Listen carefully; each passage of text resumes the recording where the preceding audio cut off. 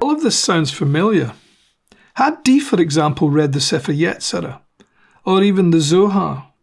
The system is similar to the Ari, Isaac Lurie's later doctrine of Tzimtzum, or whatever term Dee himself might have used.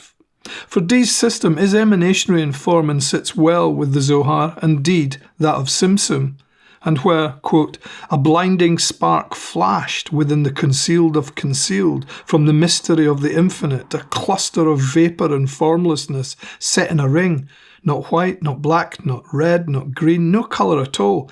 When a band spanned, it yielded radiant colours. Deep within the spark gushed a flow, imbuing colours below, concealed within the concealed of the mystery of the infinite. In this, one might recognise Dee's first theorema in the hieroglyphic monad by point, line and circle. Therefore, what does Dee mean now the circle becomes a sphere, and so the earth? Dee's light alludes to the fiat lux of Genesis, and thus the creation of all things through light or vibration. Because his theorema states that the middle point can also represent the earth, Dee refers the point or monad, the top of the tetractys or decad, to the earth. That is, it is composed of the monad, the decad, and refers in particular to the 10th Sephirah, Malkuth, in Kabbalah. 1 equals 10, 10 equals 1, therefore leading to that of a perfect cyclicity, and hence katabasis anabasis. By point, line and circle. 1. Try drawing out a point away or towards you, and then form a line. And then 2. It is easier to cast shadows. Try creating this. Dee therefore invites us to enter through the liminal in the hieroglyphic monad. But in TFR, this is expressed in reverse by the energia, the energies entering through the shoe stone, and then seemingly Kelly manifesting in the room or the temple, various energies and powers in the forms of angels. But entopan, all is one, cyclicity, the process itself is all linked together through the scrya, the shoe stone, the watchtowers, the table, the ring, the magic.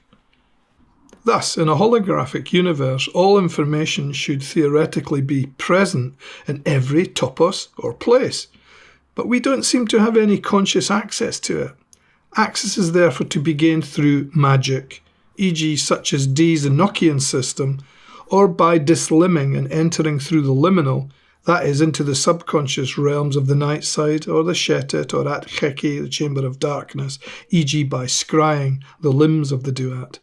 A useful analogy is to consider Dee's watchtowers like Anticharana, tantric meditational bridge, or more simply like a microchip which allows the processing and downloading of projected information.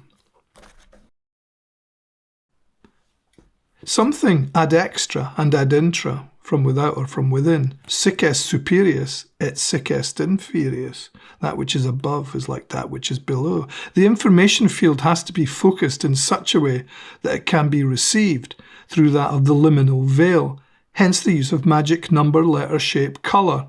For example, try starting with projecting tetrahedrals from their points, spin them in different directions, and record your conclusions.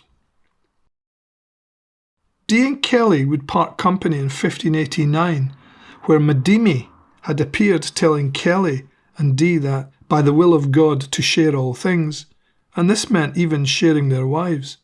Dee and Kelly therefore obeyed. Dee's wife would later conceive Theodore. Dee by then had decided to return to England, whilst Kelly, for alchemical reasons, remained in Bohemia. Elizabeth I would send several messages through Dee imploring Kelly to return to England.